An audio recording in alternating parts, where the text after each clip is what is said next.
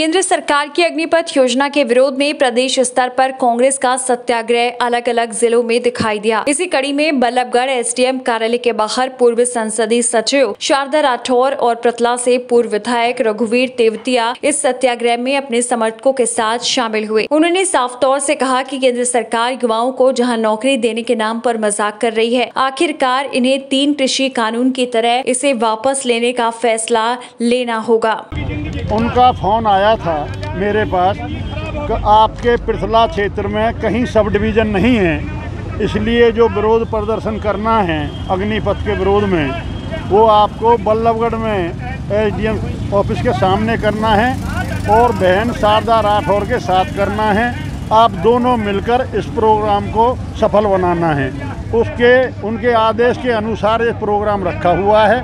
Programme आपके सामने चल रहा है, प्रदर्शन चल रहा है। जब समय हो जाएगा हम उसका जो ज्ञापन है एसडीएम साहब को सौंप देंगे। ये प्रोग्राम जो अध्यक्ष जी के द्वारा बताया गया था वो प्रोग्राम चल रहा है। कोई भाई कहीं भी कर सकता है, अच्छी बात है।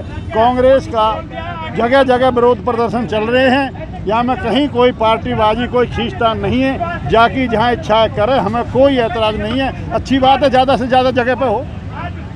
सरकार कहते हैं कि ये योजना सही है, युवाओं को जो अगर सेना में भर्ती कर लेगी तो हाँ नौकरी दी जाएगी। उसके बाद और खुद ही कह रहे हैं जी 25% दी जाएगी, 75% घर बैठेंगे। उसके बाद कहते हैं हमारे जो बीजेपी के ऑफिस, हमने जो पूरे काले धन से जो कह रहे हैं हम काला धन लाएंगे, जो नोटबंदी की थी, जब ये कह रहे थे पूरे देश के हर घर में जितने सदस्य हैं उनके खाते खुलवा दिए और बोला था ऐसे हिसाब लगा के बता दिया जो काला धन है उसको वापस लाएंगे। हर एक के खाते में 15-15 लाख रुपए आएगा। जब चुनाव होने के बाद, जीतने के बाद लोगों ने पूछा क्यों नहीं आया, तो कहा ये तो चुनावी जुमला था। तो ये तो इसी तरह कहते हैं। आप ये देखो, नोटबंदी के बाद आरबीआई का खुद जो वहाँ डायरेक्टर है वो कहता है के लिए बहुत ही घातक योजना है। ये मोदी सरकार का आत्मघाती कदम है।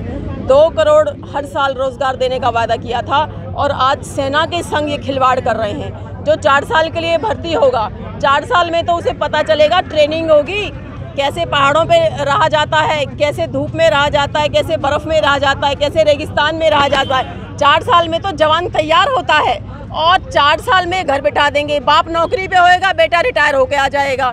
इतने लोग आत्महत्या कर रहे हैं। तो ये योजना, इसमें ना कोई रैंक है, ना कोई पेंशन है, ना कोई उसके बाद कोई सुविधा है। तो ये योजना सरकार वापस ले, युवाओं के भविष्य से खिलवाड़ ना करे। ये योजना युवाओं के लिए बहुत बड़ा एक खतरा है। अगर जो इसमें जाएंगे तो वापस चौकीदार ही भर्ती होंगे, सिक्योरिटी गार्ड भर्ती होंगे और कुछ, क्योंकि आप मुझे फौजी का दर्जा दे ही नहीं सकते। मैडम, वर्ल्ड की जो टॉप मोस्ट 8 कंट्रीज हैं उसमें ये पॉलिसी, वर्ल्ड की जो टॉप मोस्ट कंट्रीज की आप बात कर रहे हो, उनके हालात हमारे हालात अलग हैं। वहाँ बेरोजगारी नहीं है, वहाँ बहुत ज्यादा है। वहाँ बहुत बेरोजगारी है नहीं, बेरोजगारी नहीं है, क्षेत्रफल ज्यादा है। हमारे तो चीन दुश्मन बैठा है, पाकिस्तान दुश्मन बैठा है, चारों तरफ से हमारे दुश्मन घेर रखे हैं। तो हमें तो यहाँ पे 17% रक्षा का बजट इन्होंने घटा दिया है। उस बजट को भी हम इनको बढ़ाना चाहिए। और ये जो 15-20 साल एक फौजी नौकरी करके आता था वो 15-20 साल होना चाहिए। सच्चाई तो यह है कि इनके पास देने के लिए तनख्वाहें नहीं है, पेंशन नहीं है, इसलिए 4-4 साल कर रहे हैं। अभी सेना में 4 साल करेंगे, फिर सीआईएसएफ में करेंगे, बॉर्डर बीएसएफ में करेंगे, सीआरपीएफ में करेंगे, फिर पुलिस में भी कर देंगे। क्योंकि इन्होंने सारा पैसा अंबानी और अडानी के हाथों में दे दिया देश का। छोटे प्रदर्शन में भी अभी तक एकजुटता नहीं बन पाई है, तो बड़े मुद्दों पर कैसे? ये ऐसा कुछ नहीं है। हम पूरे देश में अलग अलग प्रदर्शन चल रहे हैं, स्वतंत्र हैं लोग प्रदर्शन करने के लिए। पूरे देश में प्रदर्शन हो रहे हैं, तो इसमें तो अच्छी बात है। जितना ज्यादा प्रदर्शन होगा उतना ही मोदी की आंखें खुलेंगी। युवाओं के लिए सब प्रदर्शन करें। पूरे देश में किसान आंदोलन चला के बाद वापस लेना पड़ा और अपनी